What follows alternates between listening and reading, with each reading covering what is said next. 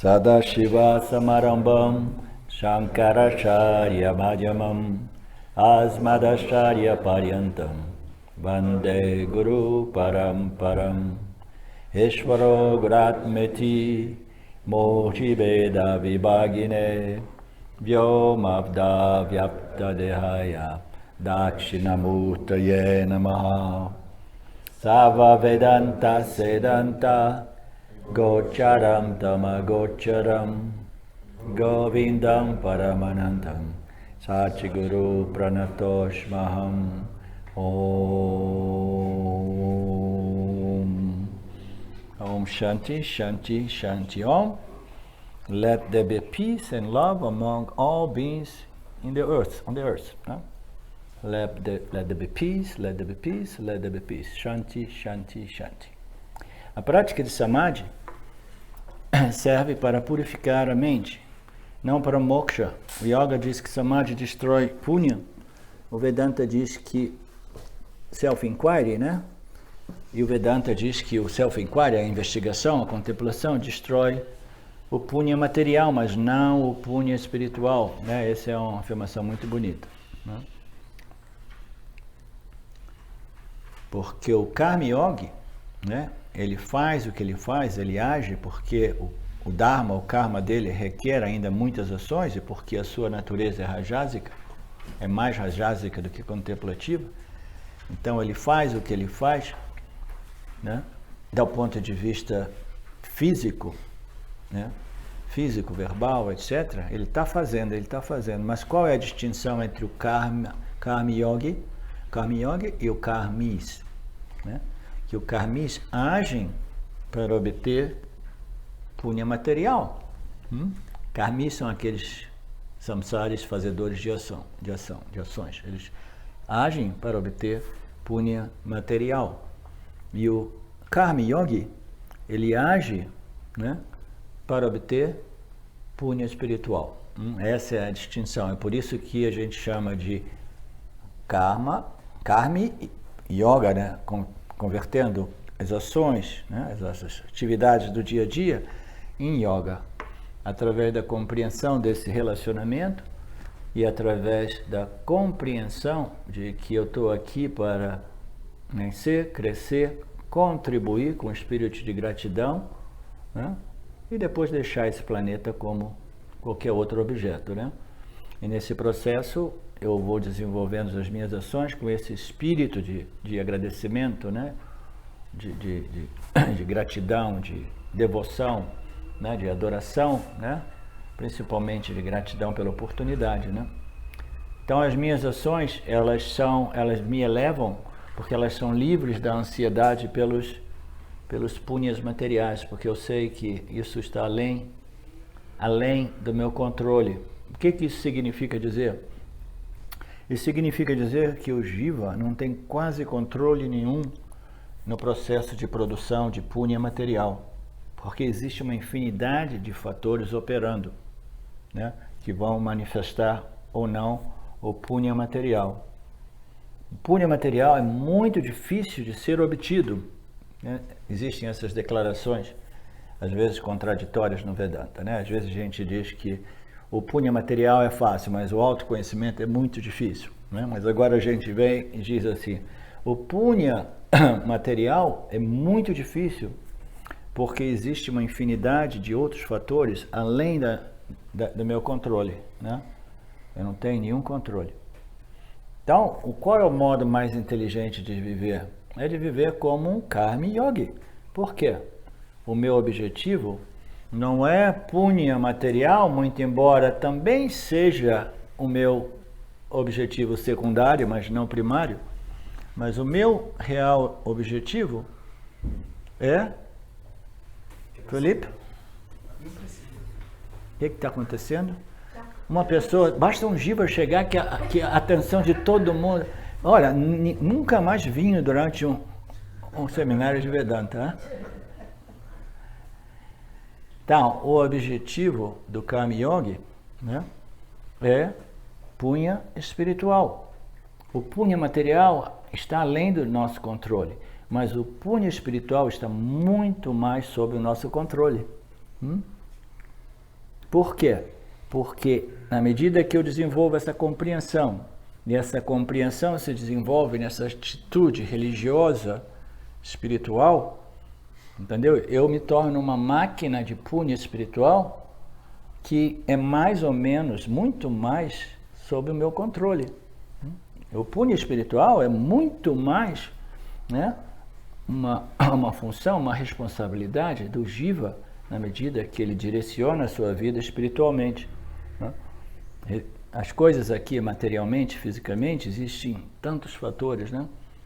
Mas o meu crescimento interior depende fundamentalmente, principalmente, do meu esforço pessoal, espiritual, interior, através, né, desse processo de desenvolvimento de qualificações, purificação da mente, desenvolvimento dessa atitude espiritual, religiosa. Então, isso sim está mais sobre os nossos controles. Então, por que não desenvolver, né, esse punha, né, que está mais sob meu controle, o punha espiritual? Vedanta diz que o inquiry, a investigação, destrói o punha material, mas não o punha espiritual. E quando a gente diz que destrói o punha material, não significa que todo mundo vai acabar vivendo debaixo da ponte, não. Né? Destrói essa crença de que eu preciso de tantas coisas para me resolver, me satisfazer, me tranquilizar, etc. Essa crença equivocada que é destruída. Né? A gente não é contra as coisas do mundo, né? O Vedanta diz que o self-inquiry destrói o punha material desse ponto de vista, mas ele ao invés de destruir o punha espiritual, ele vai simplesmente, né, produzindo mais e mais punha espiritual, mais crescimento e elevação espiritual. Esse é o self-inquiry, o maior purificador da mente, né, o melhor modo de indiretamente, porque o nosso objetivo não é punha, nosso objetivo é purificação, mas como bônus, como eu gosto de dizer, como bônus a gente desenvolve também punha, né, punha espiritual e às vezes punha material, né, Fábio? Às vezes também.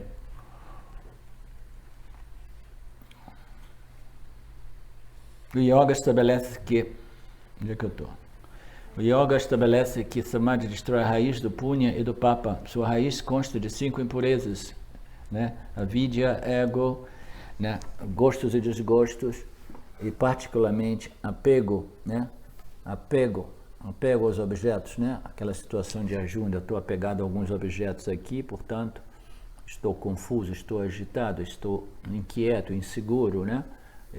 Me sinto, né, dependendo de alguns objetos. Então, esses são os impedimentos, né? São as impurezas que precisam ser desenvolvidas, né? Que é um outro modo de dizer, que precisam ser removidas, né? Através desse processo de crescimento espiritual. O Vedanta não concorda que o Samadhi destrói a raiz do punha e do papa, mas incentiva a prática de Samadhi porque o mesmo dá um polimento nas qualificações. Eu gosto mais da palavra uma lucidação. Elucidada. Não tem? Lustrada. Lustrada, desculpa. Lustrada. Não sei, vocês compreendem mais o português, mas eu falo uma lustrada é polishing, porque isso aí vem do polish. Polish é lustrar. Lustrar o polishing significa lustrar um espelho, lustrar uma superfície.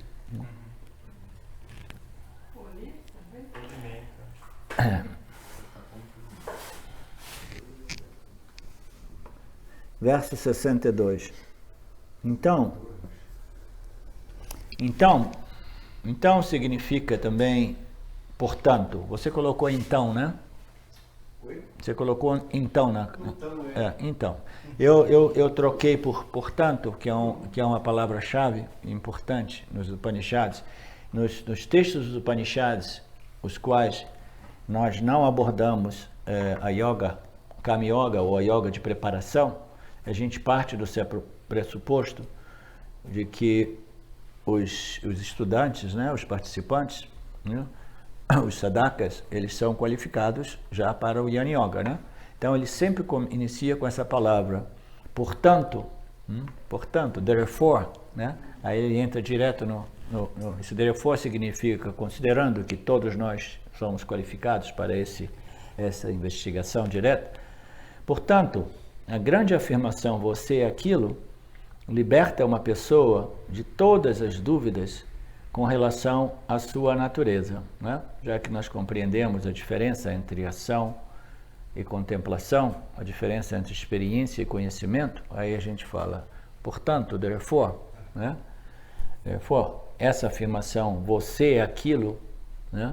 A compreensão, a assimilação dessas declarações dos Upanishads, elas, em relação à natureza da pessoa, dá origem à realização direta desse conhecimento direto. É o único meio de conhecimento, de autoconhecimento, é através da compreensão dessas declarações que afirmam, entendeu? A nossa identidade, natureza como purna, cheio, inteiro, completo, satisfeito, confiante de que nada realmente está faltando na minha vida, né?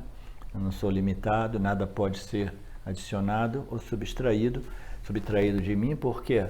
Porque eu me defino como a luz da consciência, né? Aquilo que ilumina, vivifica na construção corpo-mente, ilumina o campo e etc, etc. É uma questão de identidade, e essa identidade precisa ser firmemente compreendida e retida.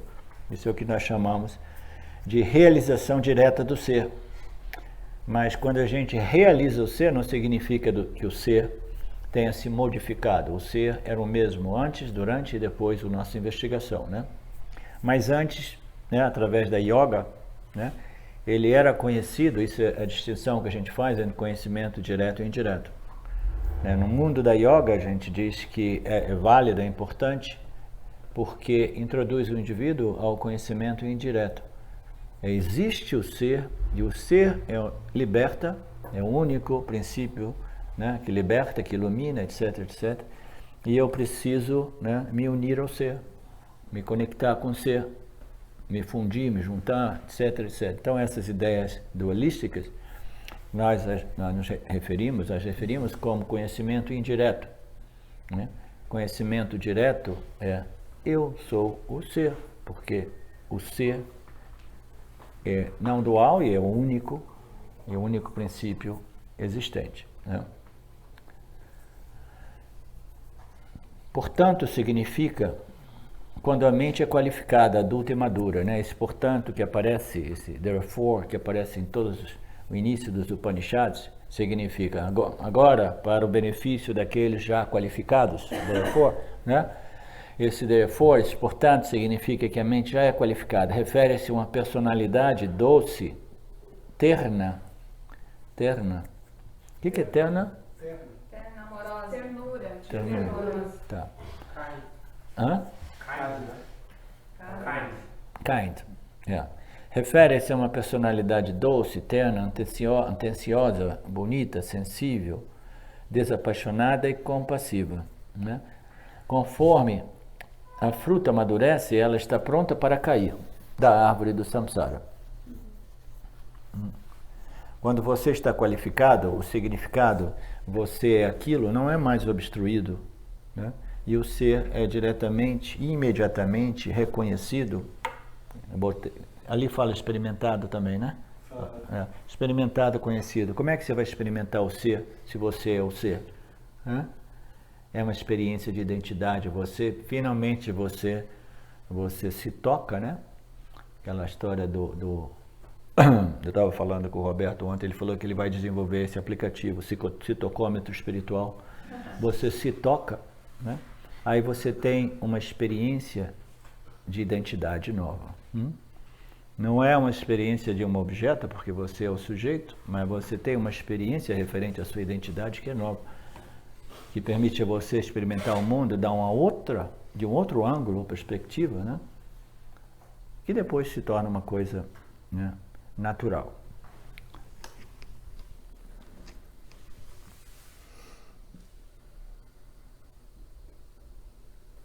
Quando você está qualificado, o significado de você e aquilo não é mais obstruído, né, por aquelas noções, né, noções universais, né, impostas por Maya, né, dualidade, realidade, você é o corpo, você é isso, você é aquilo, você é pequeno, você é gordo, você é magro, você é alto, feio, bonito. O ser é diretamente conhecido como você mesmo. Você, aquilo significa você, eu, né? Sou livre. Paramarthananda diz liberdade não é libertação, eu prefiro libertação também. Libertação ou liberação? O que é melhor, Fábio? Liberação a gente usa. Eu gosto mais de liberação também. E vocês? Liberação, eu sempre gostei. Desde que eu comecei a converter meus satsangs em português, eu sempre preferi liberação. Então, liberação não é liberação de problemas no samsara, é liberação, apesar de todos os problemas sansáricos. Isso foi o que o Ramesh Balsekar me disse, né? Que eu saí indignado de lá, né? Porque eu queria que a iluminação resolvesse os meus problemas do Jiva. Né? E o problema número 1 é o quê? Né? A minha autoestima baixa, negativa, né? Isso é muito comum, as pessoas pensam que a iluminação, o autorreconhecimento vai resolver o problema de inadequação, o problema de esse sentimento de baixa autoestima, né? Professor, mas esse autorreconhecimento, ele naturalmente já dá um boost na personalidade, na autoestima do cara, porque você se reconhece como ilimitado. Sim, sim, né? Mas se você faz o seu trabalho espiritual com o objetivo de resolver a sua baixa autoestima, entendeu? Esse autoconhecimento, ele vai estar obstruído por aquele desejo que não é em harmonia, entendeu? É um desejo de uma mente grosseira ainda, entendeu? Esse desejo pelo autoconhecimento, qualquer desejo que conta mais num desejo, não é o desejo em si, mas a motivação por trás. Se você tem o desejo de autoconhecimento para resolver os seus complexos de inferioridade, isso e aquilo, isso é uma indicação de que sua mente precisa de Karma Yoga antes de começar a fazer a investigação, entendeu? Porque é uma mente que sofre de complexos de inferioridade, de sentimentos de pequenez, inadequação, insuficiência, né? Então você precisa, né, sim, buscar o autoconhecimento, mas sabendo que o autoconhecimento, você pode ter uma autoestima baixa, pode se sentir pequeno, não importa. Se a sua desejo ardente, né, pelo autoconhecimento estiver ali, você busca o autoconhecimento, né, sabendo que ele não vai resolver, que ele não necessariamente vai resolver o seu problema de personalidade. E a gente vê através dos yanis, né, o yani, a personalidade é bem melhorada ou purificada, né, mas é como um efeito colateral, como um bônus, né? Mas as personalidades dos yanis, elas permanecem. Os traços de personalidade melhoram. Elas se tornam convertidas, né, numa personalidade, né, assim, adármica, mais sábia, etc. Mas aqueles traços permanecem, né? Então, o importante é compreender que a minha busca, nós tivemos essa conversa diversas vezes, né? Tem que compreender por que você quer o autoconhecimento e essa iluminação, porque se as motivações não forem aquelas justas, esse clique, esse reconhecimento, ela não ocorre, porque Ishvara é aquilo que é omnisciente, sabe tudo, entendeu? Ele sabe, tá? Ele vai olhar para o indivíduo e vai ser assim, esse cara, ele se vestiu de amarelo e ele está buscando a iluminação. Mas Ishvara, sendo all-knowing, ele sabe, não, mas eu compreendo que ele está buscando a fama, o prestígio, entendeu? A validação, etc, etc. Então, ele sendo muito benevolente, muito, né?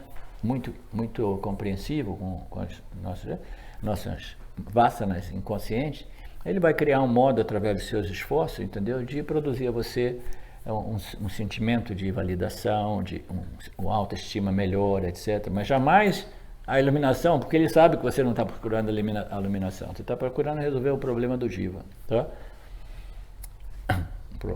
Naturalmente, o auto-reconhecimento, o crescimento, o desenvolvimento espiritual, ele vai melhorando o ego, a mente do Jiva, né? Por isso que eu gosto dessa definição que o Yani, ou Mahatma, é simplesmente uma pessoa mais sábia.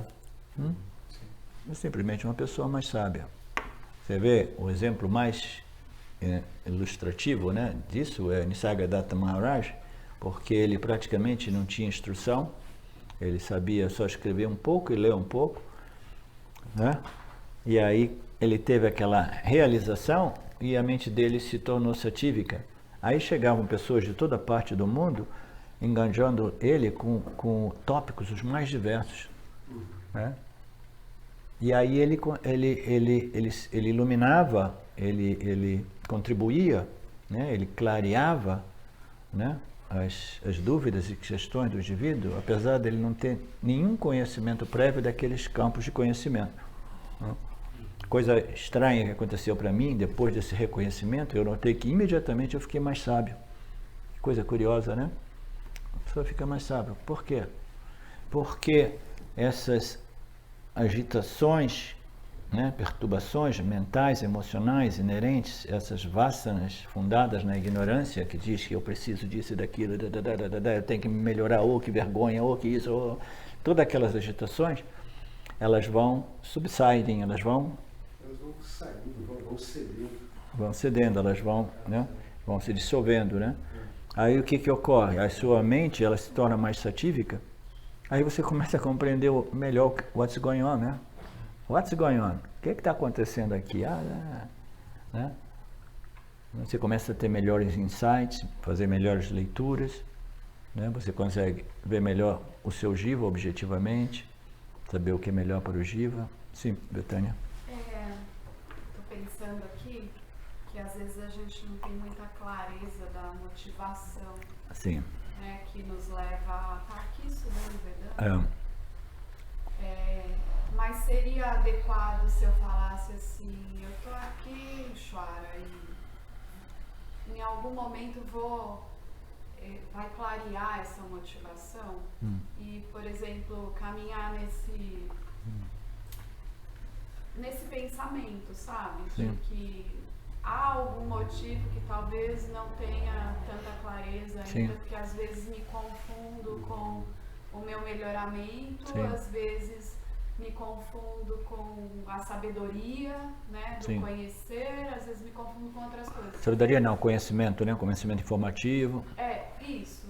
Então, de falar assim, ok, Ishvara, talvez o caminho me mostre Sim.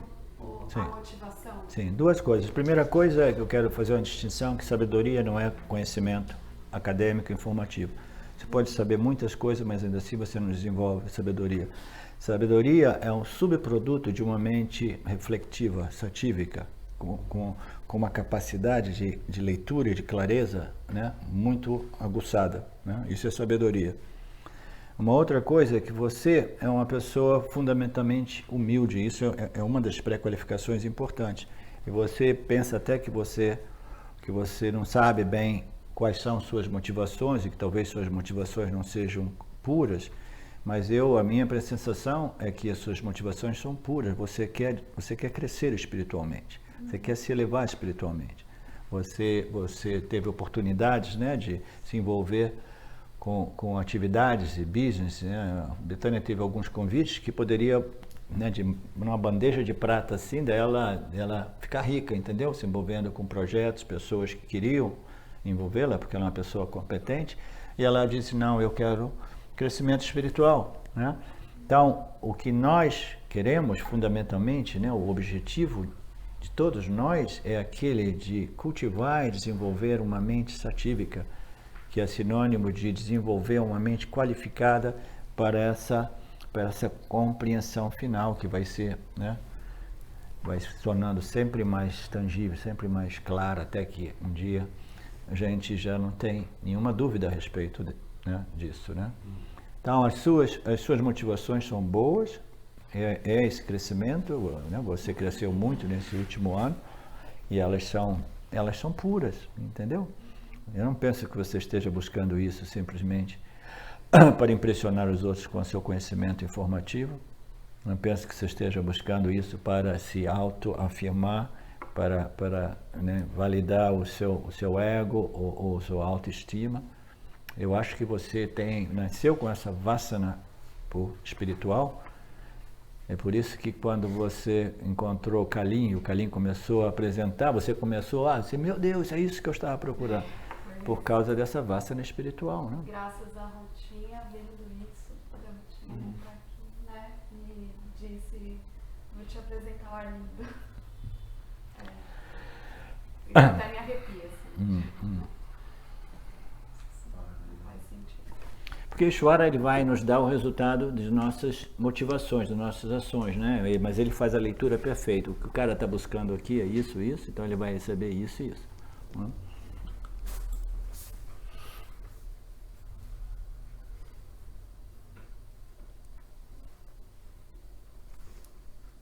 Liberdade não é liberação, não é liberação de problemas do samsara, é liberação apesar de todos os problemas. O entendimento da consciência obtido indiretamente, que ensina o significado de você aquilo, converte as vasanas em operação antes da obtenção do autoconhecimento em não vinculativas. Esse é um conceito que todos nós, eu penso que nós já compreendemos, né? O entendimento, né, desses ensinamentos, né, obtidos indiretamente significa, né, ainda não é um conhecimento direto e imediato, né, eu sou aquilo, né, o guru, as escrituras estão desdobrando os ensinamentos, então ele existe ainda indiretamente, no sentido, as escrituras dizem que eu sou aquilo, existe eu e aquilo, né, e eu estou tentando compreender e assimilar firmemente que eu sou aquilo, que existe somente eu, né? Então esse entendimento indireto, essa constante, né, desdobramento, contemplação, estudo dessa lógica, desses ensinamentos, né, converte as vasanas que nos operam, né, antes desse conhecimento, né, elas convertem essas vasanas em não vinculativas, porque esse é o processo. O processo do nosso crescimento espiritual, né, que passa pelo conhecimento, autoconhecimento indireto, até chegar ao autoconhecimento indireto. Primeiro a gente vive em total ignorância como samsari, né? Aí a gente entra no mundo espiritual, a gente começa a ouvir dizer que existe o ser, aí a gente quer se unir, se fundir com o ser, etc., indireto. Aí nós entramos no Vedanta, a gente começa a fazer um esforço intelectual para reconciliar, né, para conciliar esses dois princípios, eu e aquilo, como uma coisa única, né? Então, todo esse exercício intelectual, ele vai convertendo as nossas vasanas adármicas, né, aquelas que não são realmente boas para mim, para o campo, minhas vasanas adármicas, em vasanas dármicas. E ainda mais do que isso, vai convertendo as minhas boas vasanas, até mesmo as vasanas dármicas, em não vinculantes, não vinculativas, né? Então, esse é o processo de purificação das vasanas, né? A gente vai convertendo a vasana tamásica numa vasana rajasica. A rajasica é uma vasana mais em harmonia com o Dharma, né? Aí você tem aquelas vasanas, você converte aquela em vasanas satívicas, que são totalmente, né, em harmonia com o Dharma, em harmonia ao campo, etc., né? E depois essas vasanas satívicas, elas também precisam ser purificadas de tal modo que elas não sejam vinculantes, né? A gente diz, não, a gente quer uma vasana vinculante, né, para o autoconhecimento, mas no final das contas, liberação é liberação de toda e qualquer vasana vinculante. Porque se vincular significa que a minha liberação, a minha contentamento, o meu ananda é vinculado ao exercício dessa vasana, né? Uma vasana vinculante, assim, existe um causa e efeito, e eu dependo da causa e a vasana. Liberação é quando você é livre de toda e qualquer vasana, inclusive aquelas vasanas que produzem punha, né? Etc, etc. Aqui, professor, eu fiquei com o entendimento de que ele reafirma que antes da obtenção do autoconhecimento é preciso exaurir toda vasana vinculativa. Acho que a gente tinha contemplado antes assim, algo que é possível uma autorrealização ainda mantendo algumas vasanas vinculativas. Mas Sim. acho que isso fica mais dentro da lógica, né? Qual? O autoconhecimento precisa de uma total isenção, de vinculações com De as vasanas. vasanas vinculativas. Mas a gente tem que levar em consideração que nós somos todos humanos. A gente vê isso na vida de diversos Mahatmas, né? Porque a nossa humanidade, né, é sempre propensa a um pouco de rajas e tamas operando, porque não existe um programa, um aplicativo que mantenha a nossa mente 100% satífica todo o tempo, né? Mas isso de ser vinculativo ou não, eu entendo que tem mais a ver com não perder o senso de identidade que foi atualizado com o autoconhecimento, apesar das vasanas. Apesar das vasanas vinculativas, mas o nosso processo de desenvolvimento espiritual passa pela conversão de vasanas vinculativas e não vinculativas. Isso é um tema aqui muito sutil, né? Como se diz? A gray area, né? Porque o Jnani é aquele que sabe, eu não sou as minhas vasanas. Ah, sim, mas esse cara tem uma vasana vinculante. Aí ele diz assim, mas eu não sou minha vasana, eu sou isso. Né? Mas ainda assim a vasana vinculante está enchendo o saco do cara, né? Tá compelindo, né? Compelindo o indivíduo a agir de um certo modo que cria papakarma. Ele diz, eu não sou meu papakarma, entendeu? Então a gente pode sempre argumentar desses pontos de vista, porque fundamentalmente o autoconhecimento é a certeza de convicção em relação àquilo que eu sou, né? Mas nesse processo espiritual, né, inevitavelmente existe essa purificação, esse refinamento, né, de vasanas, e elas são, em modo geral, convertidas. Não existe nada absoluto nessa área. Elas vão sendo convertidas de vasanas tamásicas, em vasanas rajásicas, em vasanas satívicas, né? E preferivelmente que até mesmo as vasanas satívicas não sejam vinculantes. Por quê? Se ela é vinculante, eu só me sinto bem, né, na medida que elas estão operando a minha mente, né? Então, essa é a ideia em geral, mas não significa dizer que o indivíduo não possa ser livre, ainda assim, tendo que lidar com algumas vasaninhas, né, persistentes, né, aquelas mais arraigadas, né? Mas fundamentalmente a liberação é ser livre de qualquer, né, em teoria, qualquer vasana vinculante, né? Antes de ser livre, saber que é livre, né? Acho que é uma distinção entre autoconhecimento e liberação. Exatamente, essa é a distinção que nós fazemos entre autoconhecimento e liberação, né? Autoconhecimento e moksha. Autoconhecimento é saber quem eu sou, etc. Esse conhecimento é firme. Liberação é ser livre, relativamente livre, mas eu gosto muito frequentemente de dizer que não existe 100% purificação ou liberação, porque nós somos seres humanos, né? E em nossas constituições tem sempre algumas rajas e tamas, principalmente aquelas que são arraigadas, algumas vasanas muito antigas e persistentes, né? Ali também está aberto, se você puder fechar, Carmen. Então, em geral, esse o trajeto, é esse o conceito, né? A noção é essa, né? Mas não significa dizer que exista um jiva perfeito, entendeu? Sem nenhuma vasana enchendo o saco, né? A gente vê nesses Mahatmas, né, tem algumas vasanas que são problemáticas, né, que ficam ali, eu sei que eu não sou a minha vasana, mas não faz bem para mim, não faz bem para os outros, isso aqui. Mas tudo isso tem limite, né?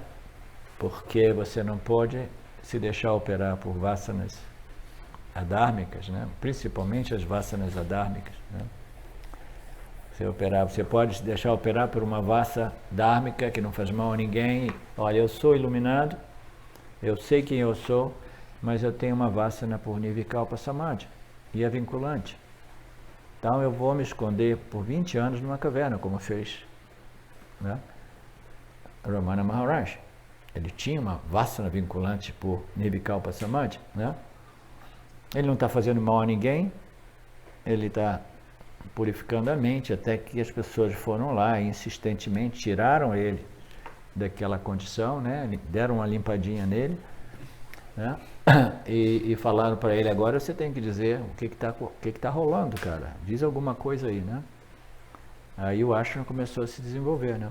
Para o benefício de todos nós, né?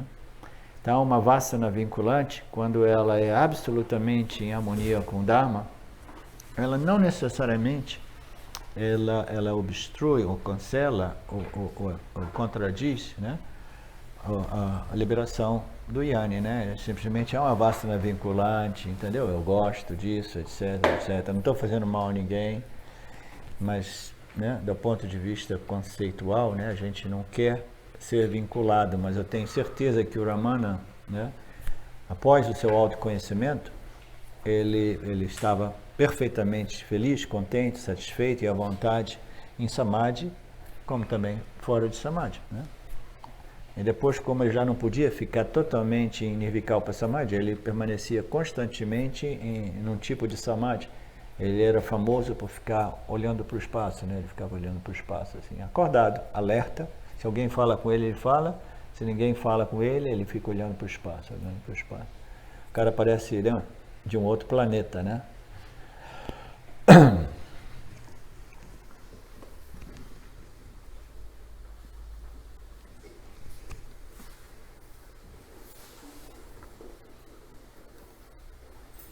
O conhecimento tem que ser indireto, ou o meditador não estaria meditando. Quando a gente medita, as pessoas não compreendem, algumas pessoas na internet até me criticam, dizendo que eu estou misleading. Misleading é uma palavra também que eu gostaria tanto de encontrar uma tradução boa, né? Gerando um equívoco, né? A gente traduz como enganando. Misleading é direcionando a pessoas, né, equivocadamente, né? Misleading, liderando erroneamente as pessoas, né? Apontando numa direção errada, misleading, né? Então as pessoas me criticam porque aqui e ali eu digo que eu parei de meditar, né? E nunca mais eu meditei, né? Então, as pessoas meditam porque elas estão no estágio de conhecimento indireto. Eu e o ser, e eu quero me conectar, eu quero experimentar o ser, eu quero, entendeu? A menos que seja um vedantino, aí a compreensão da minha meditação não é a compreensão yogic, mas é a compreensão, né, do ponto de vista nididhyasana, né? Eu estou contemplando nesses ensinamentos, cujo resultado não é uma experiência, mas é uma convicção, uma certeza em referência àquilo que eu sou, né? O conhecimento é indireto sempre que o yoga medita, ou o meditador não estaria meditando. Se o conhecimento fosse direto, o meditador saberia que ele é o ser e não haveria necessidade de meditar para se sentir livre, né? Então, por que eu parei de meditar? Porque a ficha caiu, eu me toquei disso, eu falei, eu posso até continuar a meditar para produzir aquelas experiências, mas quando eu me dei conta da inutilidade de toda e qualquer experiência, eu falei assim, né? Eu vou fazer o que precisar fazer, eu tenho que vender meu restaurante, tenho que fazer isso, contratar um cozinheiro novo, isso, aquilo, eu vou ficar perdendo tempo controlando minha experiência, né? Eu sou o ser, agora a ficha caiu, o conhecimento é direto, né? Eu não preciso de produzir um estado mental o qual eu me relacione como se fosse o ser, um símbolo do ser, né? Aquilo ali passa, acaba. A gente nunca vai compreender exatamente, Fábio, o que Ramana Maharaj fez por 20 anos naquelas cavernas ali. O que ele fez? Ninguém vai saber, né?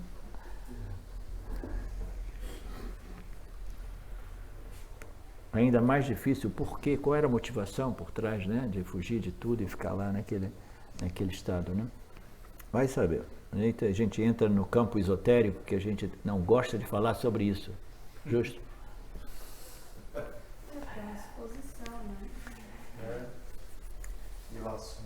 O significado de você é aquilo, eu sou a consciência não limitada, não dual, ordinária, comum, sem ação e despreocupada, né? O Jiva é aquele que se preocupa sempre, né?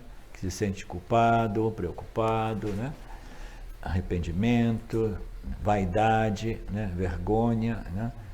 Então, a consciência, o significado de você é aquilo, eu sou a consciência ilimitada, não dual, comum, simples, ordinária, no sentido de que é a coisa mais comum, presente em tudo, em todos. É aquilo que é livre de qualquer ação e modificação e que se manifesta na mente do indivíduo como um princípio testemunho não experienciador, completamente despreocupado. Esse é o sentido. Também é possível e mais fácil, assumindo determinadas qualificações, obter o conhecimento direto através de Shravana somente. Ok. Isso aí no caso de algumas pessoas, né? Basta ouvir que a pessoa... 64. A realização direta do autoconhecimento obtido do ensinamento você é aquilo é como o sol escaldante, dissipando a escuridão da ignorância de si mesmo, a raiz da transmigração de um desejo ao outro. Aí, no caso, é muito mais bem ilustrado, né? A transmigração de um desejo e um medo, né? Um desejo positivo ou negativo, de um desejo ao outro, constantemente, né? Que depois vai criar esses ciclos de novos nascimentos e renascimentos. Quem que falou? Não, tô falando que lindo esse verso. Sim.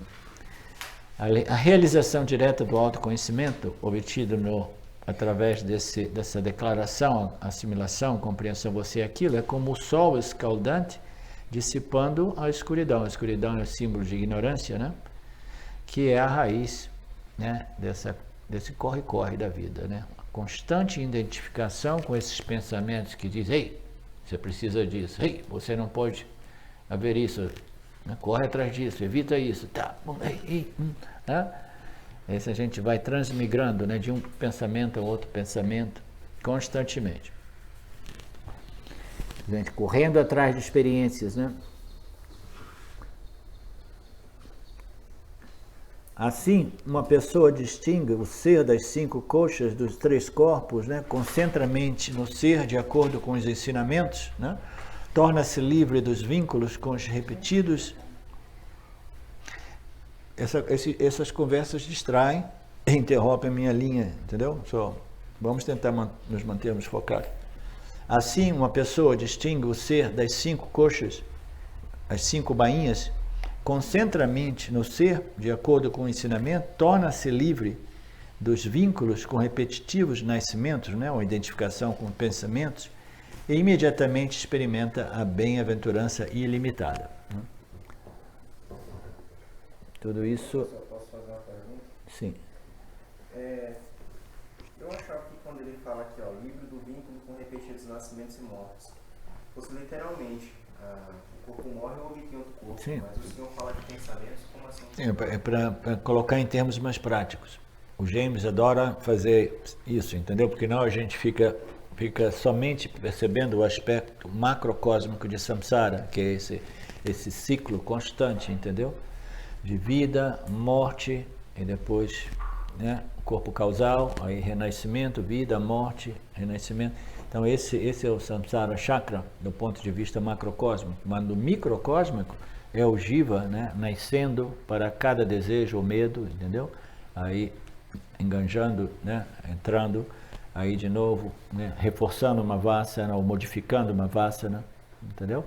Que vai dar origem ao mesmo pensamento ou a um outro pensamento modificado. Então esse ciclo vicioso, né, retroalimentado de vasana, desejo, medo, ação, né? Vasana, desejo, medo, ação, entendeu? Isso é o ciclo, né?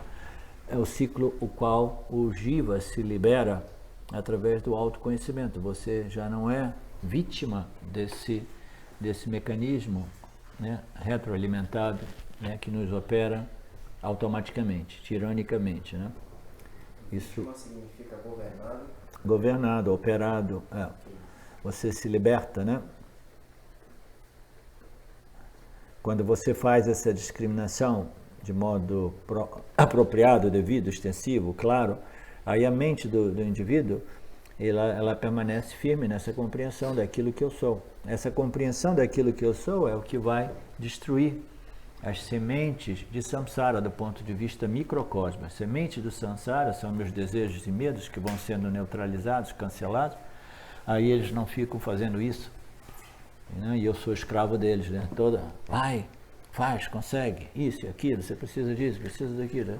Então esses ciclos, vínculos, né, repetitivos, que a gente pode ver do ponto de vista macrocosmo, nascimentos e mortes, é simplesmente, né, constantemente a minha identificação com meus desejos e medos e os resultados desses desejos e medos. Satchitananda. So, esse é aquilo que o Fábio chama de resumão. Então a gente está chegando ao fim do capítulo 1.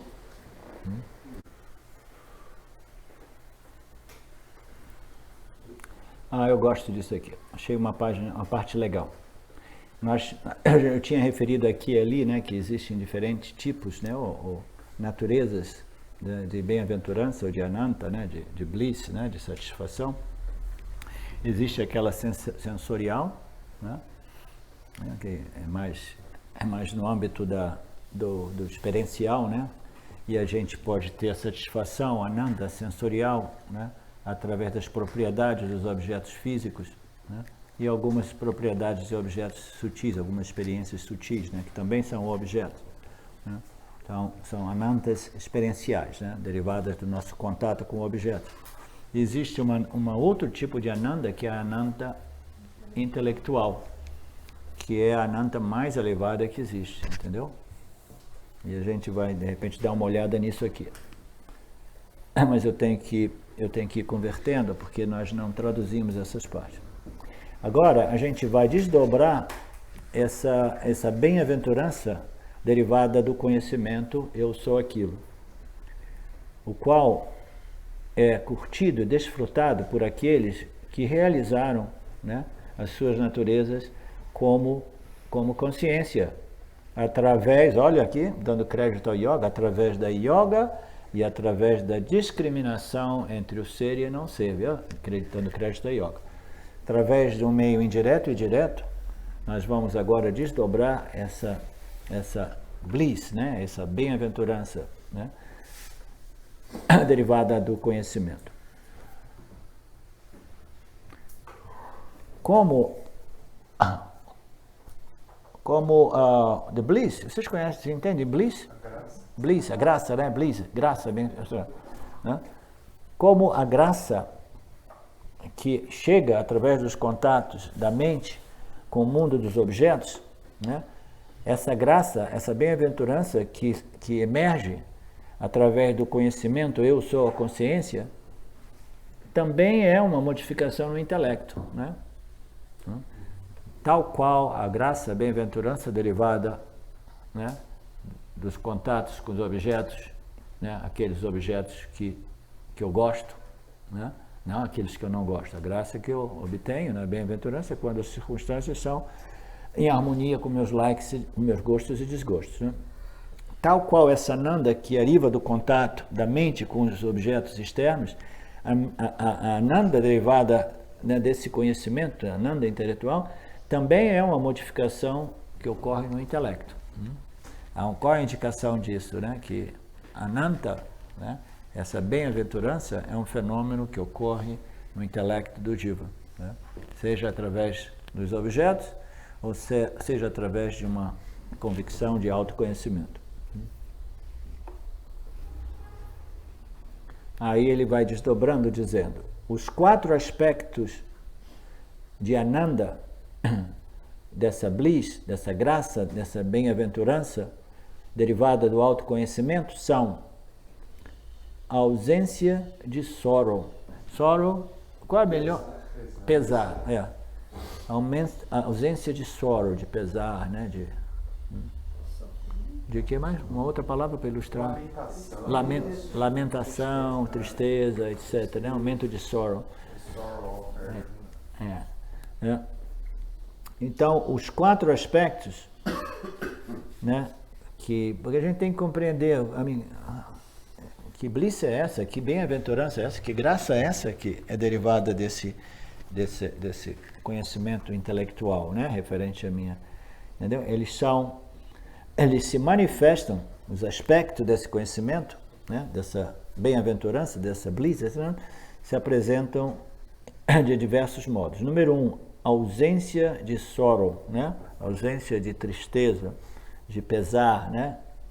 2,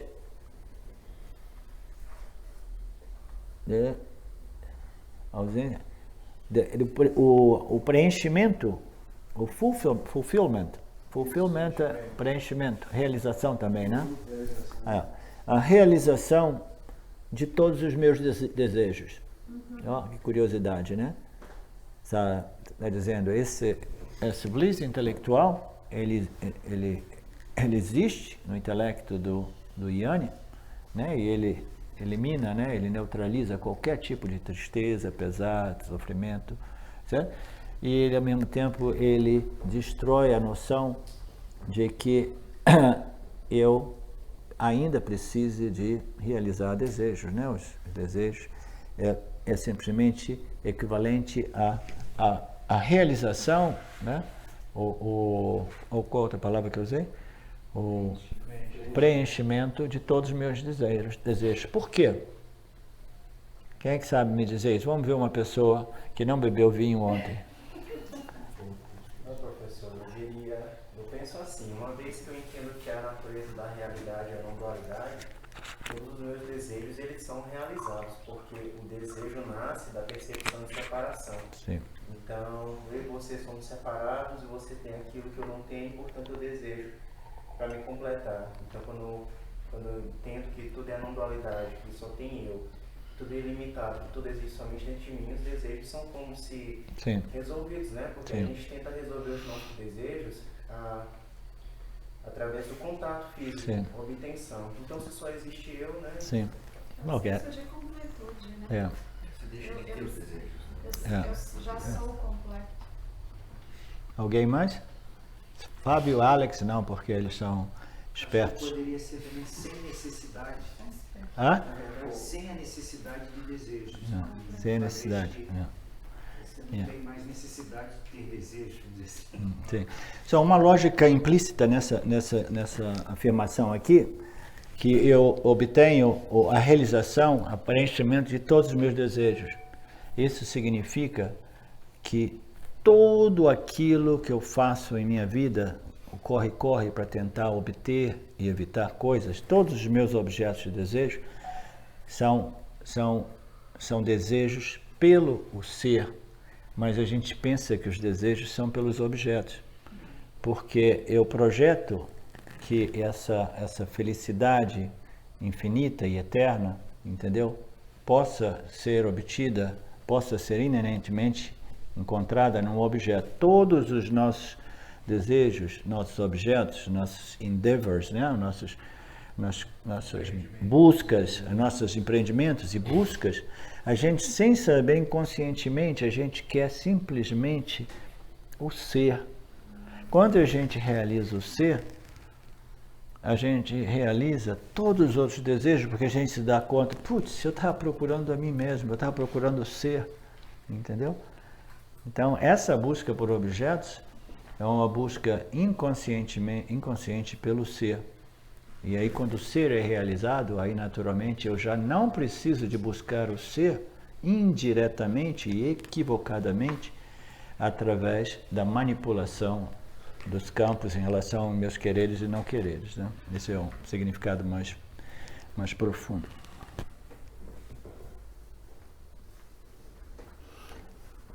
So, uma outra indicação, o aspecto dessa bem-aventurança, ou graça, né, o bliss, derivada desse conhecimento intelectual, dessa convicção de conhecimento intelectual, é essa total convicção sempre presente a respeito da minha natureza totalmente limitada. Então, outro sintoma é a convicção dessa certeza, né?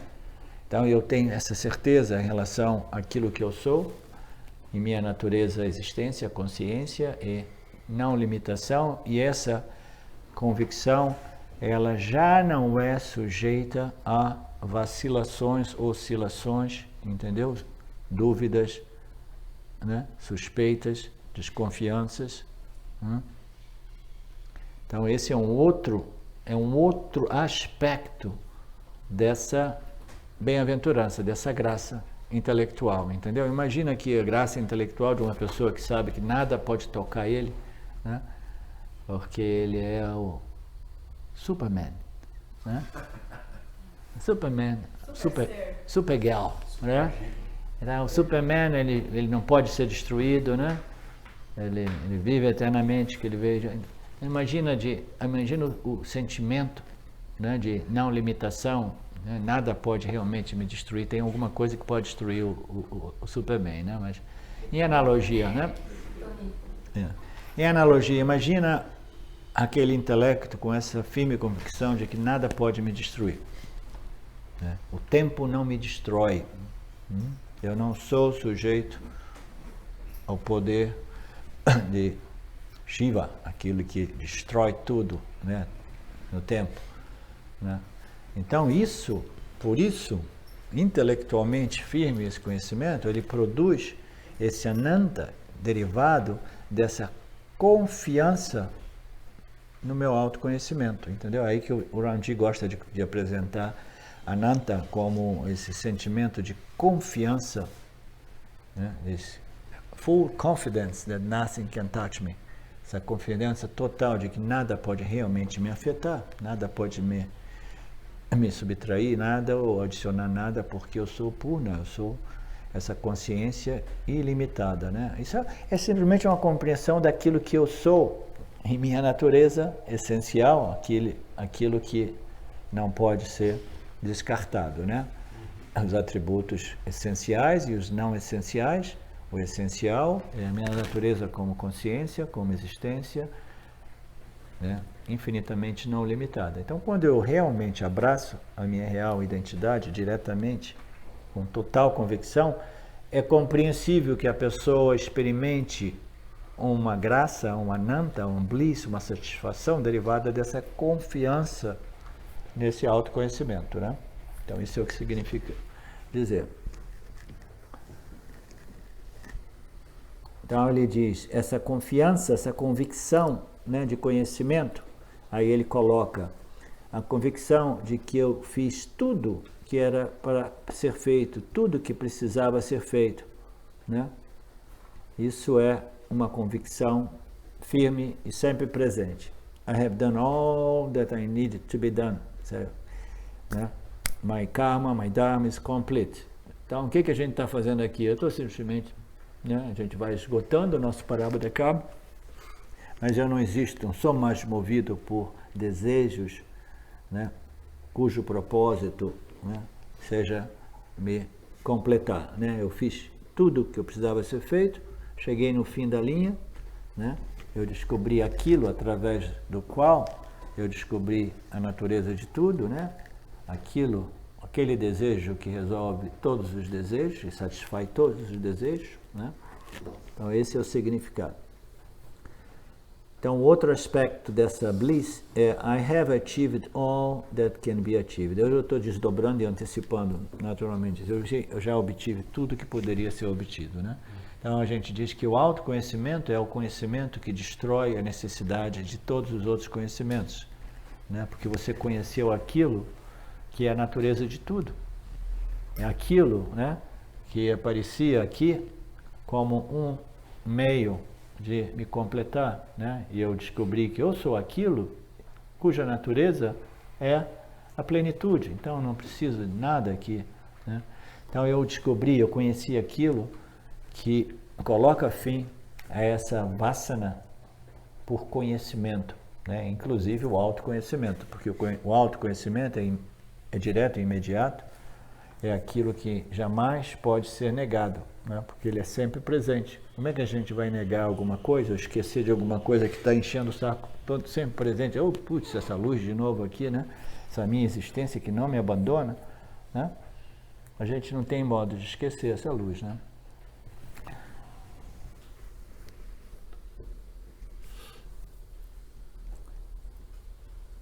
E num dos nossos Upanishads, um dos nossos Swamis diz, quando alguém realizou a identidade né? A sua identidade como consciência plena, o que é a consciência que existe em tudo e em todos, o que ele vai querer fazer, qual será o seu desejo, né? Um dos swamis, né, em um dos nossos textos upanishádicos, escreve esse comentário dizendo: quando alguém realizou a sua identidade como essa consciência, que é a consciência em tudo, né, em todos, o que mais ele vai querer? Eu realizei aquilo que é a essência fundamental, livre e independente em tudo, né? Aquilo que é presente em tudo. O que mais eu vou querer? Para que eu vou querer alguma coisa, né? E no sentido, para quem? Quem que eu vou querer satisfazer? Para que eu vou me envolver com o mundo dos objetos? E para satisfazer quem? Né? Para satisfazer quem? Né? Então, esses todos são sintomas naturais do autoconhecimento, né? Que nós estamos analisando como os efeitos do autoconhecimento, que é bliss, bem-aventurança, né? Graça, né? Paz. E são sintomas, eles existem em seus aspectos experienciais, né? O intelecto, conhecimento intelectual e essa bliss derivada desse conhecimento intelectual. Nós já cobrimos isso.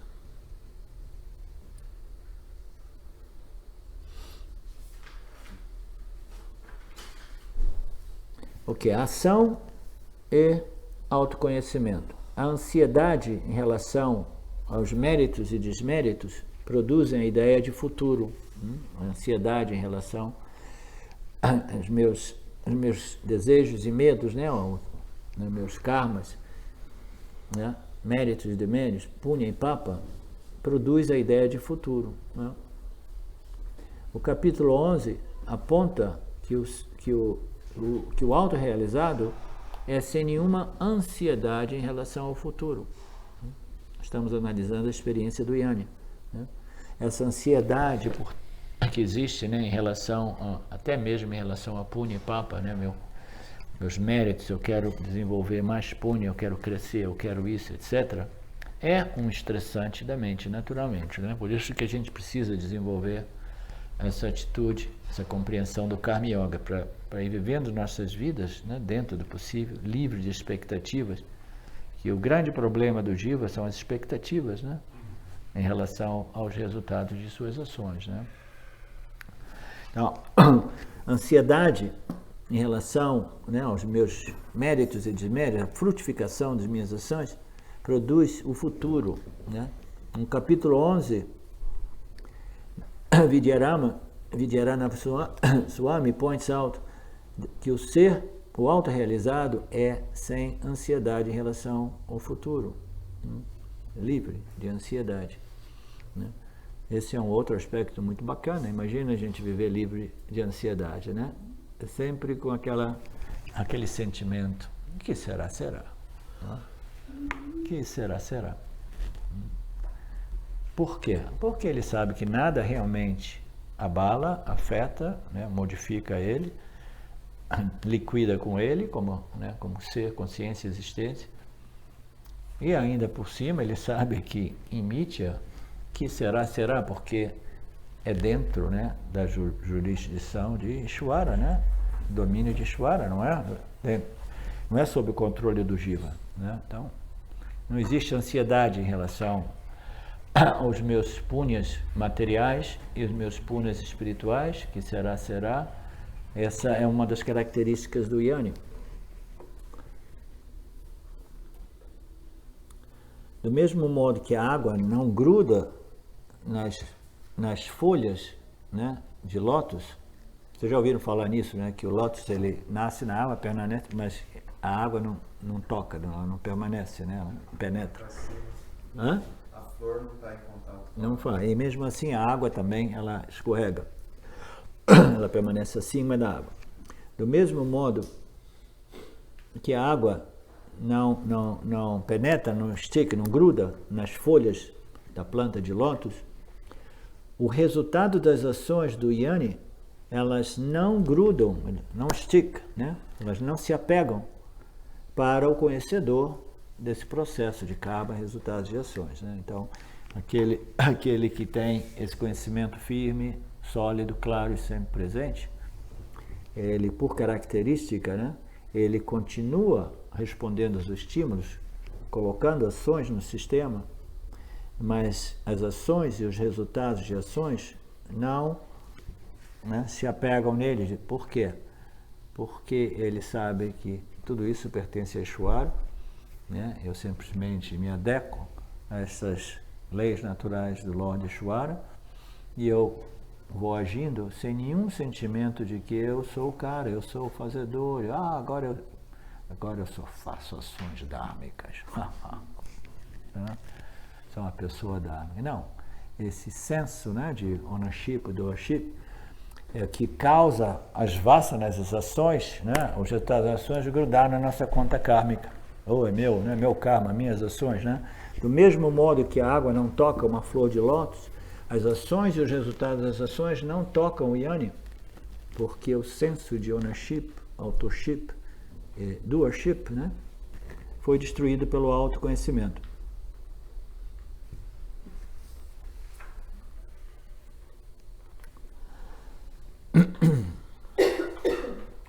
A discriminação destrói a identificação do ser com as experiências, né, com os five koshas, etc. E revela o fato de que não existe nenhum desfrutador, nenhum karta ou bhokta, nem nada para ser curtido. A destruição do jiva, né, dá um ponto de vista, né, um pouco mais assustador, né? Porque o indivíduo diz assim, não, eu quero iluminação porque eu quero curtir os frutos da iluminação, né? Mas aí no início, não, eu quero me iluminar por quê? Porque eu quero curtir os resultados da iluminação. E o jiva vai desfrutar dos resultados da iluminação. Mas dá um outro ponto de vista, dá um outro ângulo, esse autoconhecimento é a destruição do jiva, o ego do jiva, porque esse sentimento, né, de que eu sou o cara, eu sou o fazedor, eu sou o desfrutador, ele vai se dissolvendo. Então, essa passagem diz que essa discriminação, né, quando ela destrói a ignorância, ela revela o fato de que o karta, o fazedor, e o bhokta, o recebedor, eles desaparecem, né? Não tem ninguém para curtir o resultado das ações, né? No sentido que o jiva, ele foi resolvido na consciência como consciência, e ele simplesmente vê, né, aquela identidade que eu sou uma entidade independente, real, entendeu? E eu estou aqui fazendo coisas somente para poder obter os resultados dessas ações. Ela vai se dissolvendo e o indivíduo compreende que não tem ninguém para curtir nada e não tem nada para ser curtido, entendeu? Existe somente o jogo, né, das três energias fabricando, né, essa dualidade, sujeito e objeto, e o Yanni permanece livre, né, apesar de que nos olhos do mundo ele permanece agindo, né, e lidando com os resultados de ações, mas ele não se identifica, ele não se apropria, ele não se limita, ele não se define através das ações e dos resultados, ele permanece no mundo, mas livre do mundo. Essa é a ideia. Mas sob o feitiço da ignorância, o jiva, ele deseja objetos e, consequentemente, ele sofre, né? A gente sofre porque a gente quer o que a gente quer, do modo que quer, quando quer, etc, etc, etc, né? E a gente sofre até mesmo quando a gente quer a iluminação, a gente quer isso e aquilo, né? Mas esse é um desejo bom, é um desejo importante. Moksha ou mumukshva é um desejo importante, né?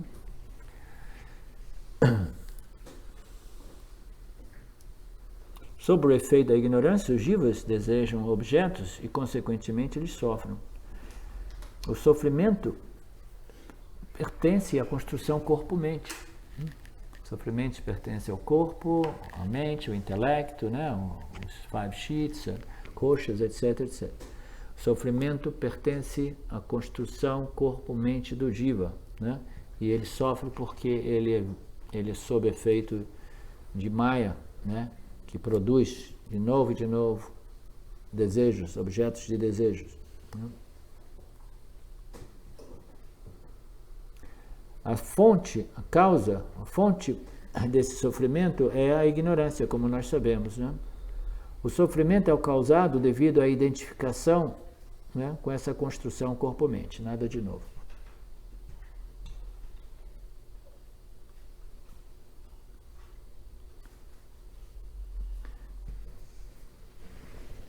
E a Aitareya Upanishad 6 diz que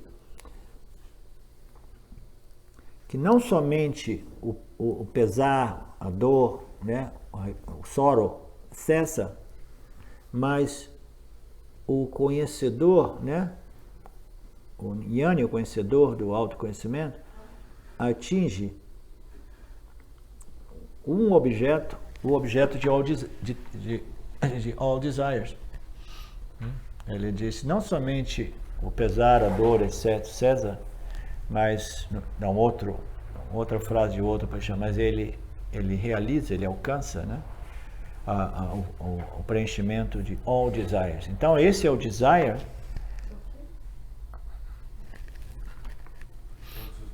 de todos os desejos. Deixa eu repetir, se vocês estiverem prestando atenção. Olha, nunca mais festa de vinho, hein, durante os seminários, né? Ou senão moderadamente, né? Porque se vê a diferença hoje, né?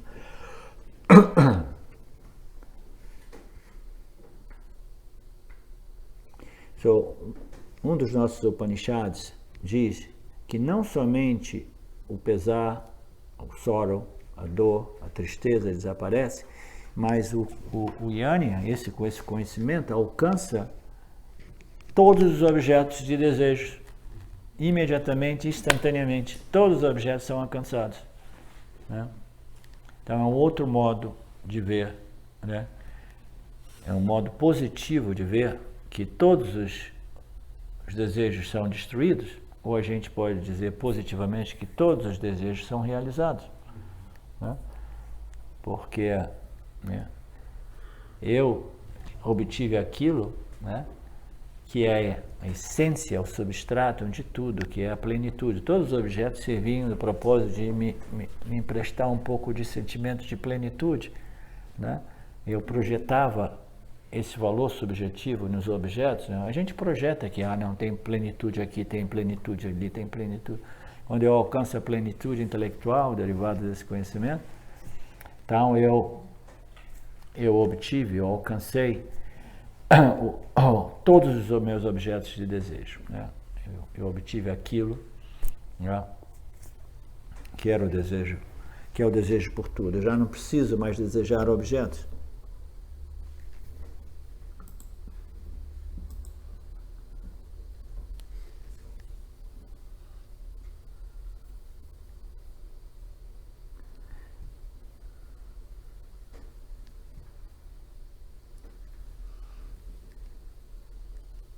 Okay.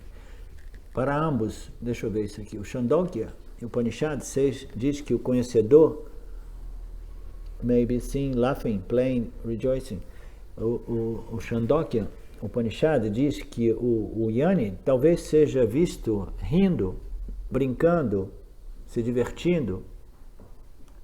Olha que interessante, está falando sobre sexo aqui. Primeira vez que me chama a atenção o Chandogya falando isso sobre Jnani. O Chandogya Upanishad diz que o conhecedor, o Jnani, talvez possa ser visto rindo, brincando, se divertindo com o sexo oposto, curtindo veículos em outros things, enjoying vehicles and other things. Enjoying veículos, assumindo, né, mediums ou veículos e outras coisas without até mesmo consciência corporal dele mesmo, né? O ar vital impelido, né, by fructifying ações keeps him or her alive. Eu não entendi bem. Quer ler em inglês, professor? professor, a gente teve que ajudar. So the Chandogya Upanishad says that the knower, the Yoni, may be seen laughing, playing, rejoicing with the opposite sex.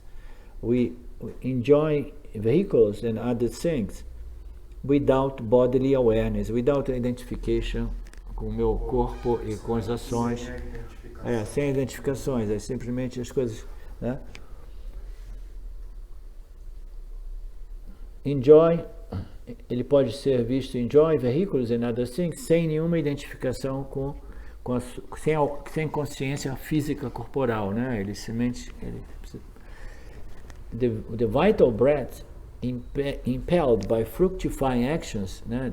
The pranas impelled by fructifying actions, na medida que o parábola da karma vai se, né, manifestando, keeps Impedem a frutificação de ações.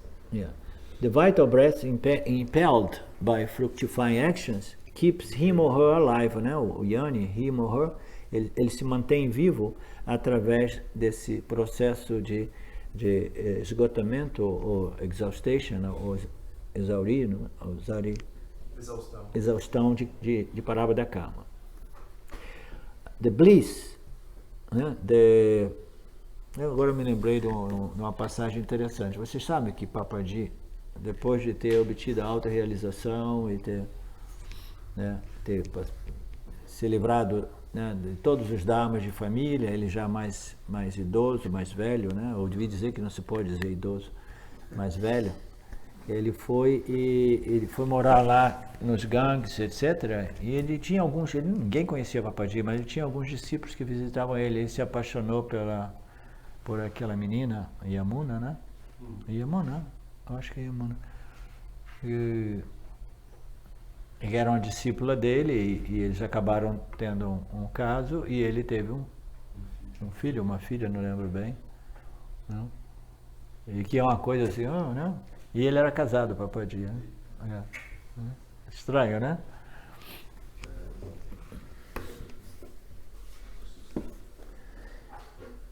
The bliss attained by a wealth king, isso acho que talvez seja bacana.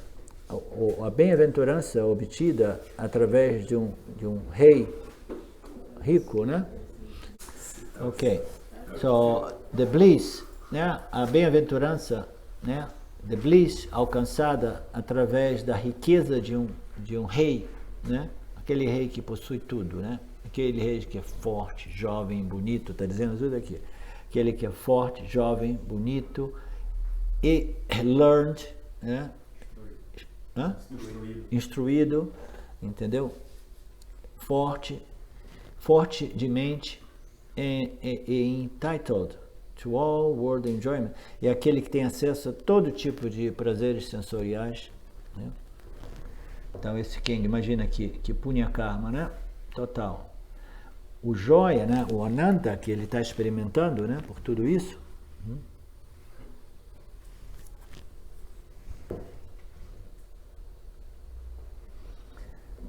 Não é superior a esse bliss, a esse joy, a essa ananta experimentada pelo Yani, que diz assim que esse assim é um bliss, é um ananda que é stead wisdom, né? Eu gosto dessa expressão. Estável, stead wisdom, né? Aquele que aqui é derivado, ele é autogenerado. Ele não depende dos meus órgãos sensoriais. Os órgãos sensoriais podem ficar, né, defeituosos. Quando eu vejo, não vejo mais. Perdi o tato, perdi isso, perdi aquilo, né? Não, mas esse é um bliss autogenerado. Portanto, é sempre estável, sempre presente. Então, não importa os prazeres que um king perfeito, né, um rei perfeito, né, na sua juventude, na sua sabedoria, no seu reino, que ele possa desfrutar. So, diz o Upanishads, diz que o bliss intelectual do Yani, entendeu, é superior.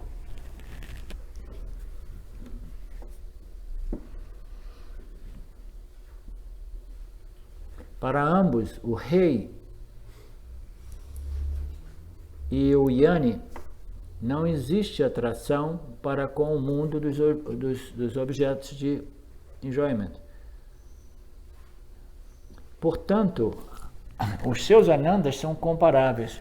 Então esse é um conceito interessante que eu já vi antes também, é que para um rei ele já não sente tanta atração por todos esses objetos, né, de ananta, porque eles estão 100% do tempo disponíveis. Então o rei ele vai desenvolvendo, né, esse rei com esse punya incrível, né? O reino dele é forte, então ele não tem ameaça de invasão, ele não tem nenhum problema com segurança, ele tem uma satisfação de todos os prazeres, né, à sua disposição. Então a sua mente ela já nem é perturbada por desejos e medos. Então ele experimenta um ananda próprio, né? Porque para que eu vou querer, né, me agitar por uma coisa que eu faço assim à minha disposição, né? Todos os níveis de prazeres sensoriais, né? Então, por isso, nos Upanishads, a gente compara às vezes, né, o joy do Yanni com o joy do king perfeito, né? Para ambos, o rei e o Yanni, não existe atração por objetos de desejos. Portanto, as suas anandas, né, as suas bem-aventuranças são comparáveis. Aí ele diz,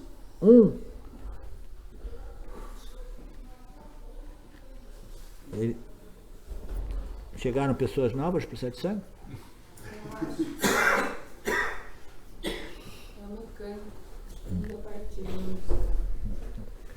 Obrigado, Kemal. Aí ele faz uma distinção, mais ou menos, aqui, muito provavelmente. Ele diz assim, é livre dos desejos porque os desejos eles são imediatamente disponíveis a qualquer momento, 24 horas por 7 dias da semana. Então, ele é livre de qualquer ansiedade derivada de desejos e medos. Segurança total, né, é uma condição humana quase perfeita, né? Então, esse king, ele é livre do desejo porque ele sabe que tudo é à sua disposição. E o outro, ele enjoy esse ananda constante e estável por causa da sua capacidade discriminativa entre aquilo que ele é e os objetos de desejo, né? Então ele sabe que ele é livre de qualquer objeto de desejo. A discriminação é a base, né, do ananda, do Yanni, essa capacidade discriminativa constante entre o que é real e o que é aparentemente real. E do rei, o ananda depende de uma circunstância, né, tal a qual que não existe nenhum outro reino me invadindo, não existe nenhum perigo e eu tenho todos os objetos de desejo à minha disposição. Então minha mente é resolvida através de um punya perfeito e o Yanni, ele tem a mente dele resolvida através dessa convicção, né, discriminação, né, de conhecimento, né? Qual é o problema do rei? A gente, quando olha na história, a gente vê que os grandes reinados, né, um dia, né, eles começam a decair, né? Não existe, né? Outras pessoas começam a conspirar, vamos juntar, vamos lá, vamos invadir, vamos saquear, vamos tomar, né, as terras. A ameaça está sempre expressa, né? Sempre. Então, não importa o quanto mérito kármico, material você tenha, né? Não existe nada, esse é um exemplo, né, muito extremo de punya karma material, né, de viver naquela circunstância, que a sua mente é resolvida através dos seus méritos materiais, o campo é em perfeita harmonia com, né, mas ainda assim os defeitos inerentes a esses objetos, porque esse ananda também não é um ananda do mesmo calibre desse aqui, é porque mesmo que as circunstâncias sejam perfeitas aqui, existe sempre um pensamento, né, muito sutil na mente, né, de o quanto irá durar, como manter isso eternamente, porque na mente do King ele sabe que no campo tudo se modifica, nada é estável completamente. Existe sempre aquela preocupaçãozinha, né?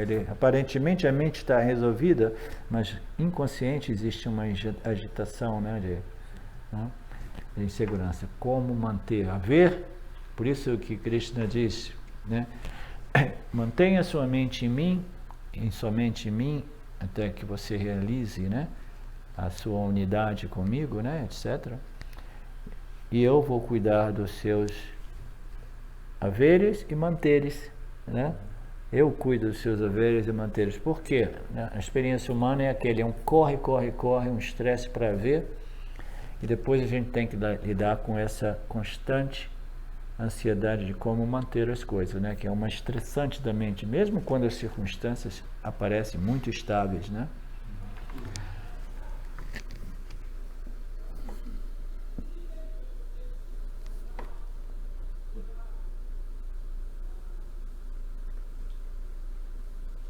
Apesar de existir uma similaridade entre esse rei, né, perfeito, e o Yani, em termos da ausência de desejo, o rei sofre miseravelmente porque ele vai acumulando punya, circunstâncias, objetos, enjoyment, e o acúmulo, né, de tudo isso vai produzindo o medo de perder. Né?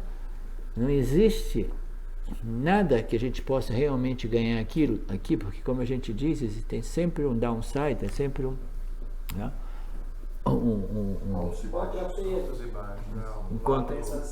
Subida e uma descida. Como é que a gente diz?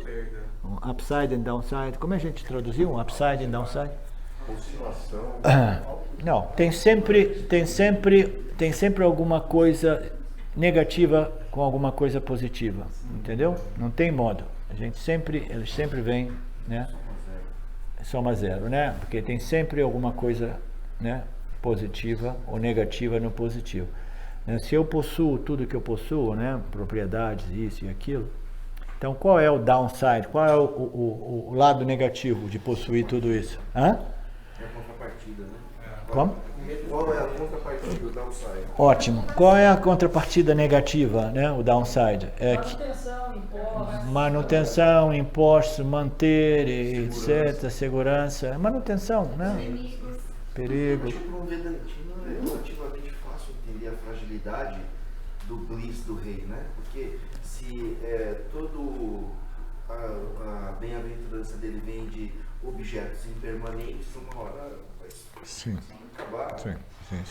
E mesmo durante aqueles anos ou décadas de que o reinado permaneça soberano, etc., essa miséria derivada desse medo, né, de perder, medo de ser invadido, né, ser saqueado, medo de ser traído, a gente vê isso nos filmes, né, etc. Né? Então esse medo está sempre ali, né, comprometendo essa condição intelectual ou mental de satisfação, né? A satisfação do rei é mais uma função da sua condição mental aqui, do Yani é mais do intelecto aqui, né?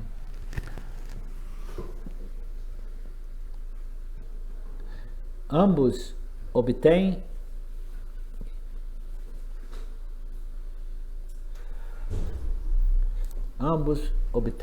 e perdem. Both gain and loss both. Ambos, a ganho e a perda são, no caso do Yani, ambos, o ganho e a perda, eles estão fora da equação, entendeu? Para o rei, o ganho e a perda estão dentro da equação dele, né? E o seu punya depende de manter o ganho, né? Mas para o Yani, ambos, o ganho e a perda, estão fora, né? Não, para ele ou para ela, essa bem-aventurança é superior ao do King, né? Ele é livre, você não precisa ganhar, manter, entendeu? Tem esse ditado de que menos é mais, né? Porque você obtém as coisas, você tem as coisas, né? Então, às vezes é melhor começar a se livrar das coisas, né? Porque quanto menos a gente tem, menos a gente tem a perder. Quanto mais a gente tem a perder, né? A gente vai simplificando, principalmente como bons vedantinos, né? Nós precisamos de reorganizar nossas vidas, né? Simplificando dentro das possibilidades dos nossos karmas e dharmas, né? E ter menos coisas, porque quanto mais a gente tem, mais a mente fica preocupada, né? Pelo menos até a gente, né, obter esse conhecimento firme e sempre presente, né? O Jnani, ele é livre do haver e manter, portanto, o seu Ananda é superior. Não são comparáveis.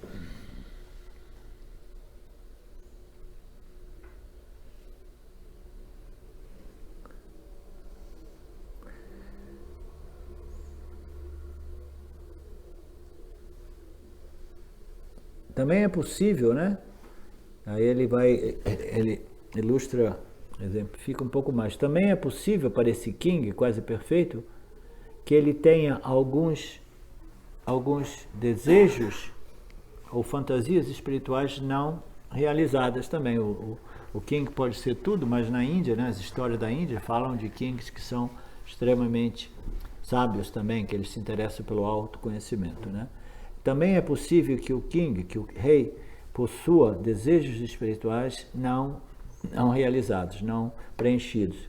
Enquanto que o Jnani, ele não tem nenhum desejo espiritual não preenchido, a menos que o Jnani, ele seja um Jnani em confusão, né? Não, eu sei quem eu sei, mas eu quero essa experiência e não quero aquela, entendeu? Etc, etc, né? Então essa é mais ou menos a ideia. Vamos ver se um dia, Ishvara permitindo, a gente possa progredir com esse texto. Eu não preparei bem isso, eu teria que ter tido mais tempo, mas eu fui a uma festa ontem, né? Eu poderia ter preparado melhor, extraído, já traduzindo, etc, né? Então eu agradeço a todos vocês, aqueles que permanecem. A gente vai continuar extraindo um pouco mais de Ananta das últimas reuniões nossas últimas classes. Aqueles que estão indo embora, de novo eu agradeço, foi um prazer imenso, né, compartilhar esses momentos com vocês. Tem uma sementinha de Rio de Janeiro, eu estava conversando com os cariocas. Porque eu muito provavelmente vou passar um tempinho ali em Ipanema, na casa da Sasha, que ela já me convidou diversas vezes, e como eu estou meio assim, né, eu vou ficar surfando daqui para ali, e de repente a gente vai fazer alguma coisa lá, porque o Alex imediatamente falou, sim, não, eu venho ali, a gente faz alguma coisa junto, etc. Ok.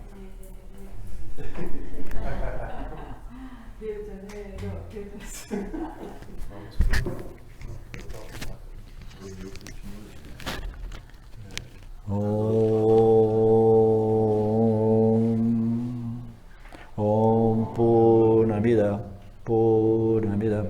Purnamudachyate Purnasya Purnanamaya Purnameva Vashishate. Om Shanti Shanti Shanti. Thank you, Lord.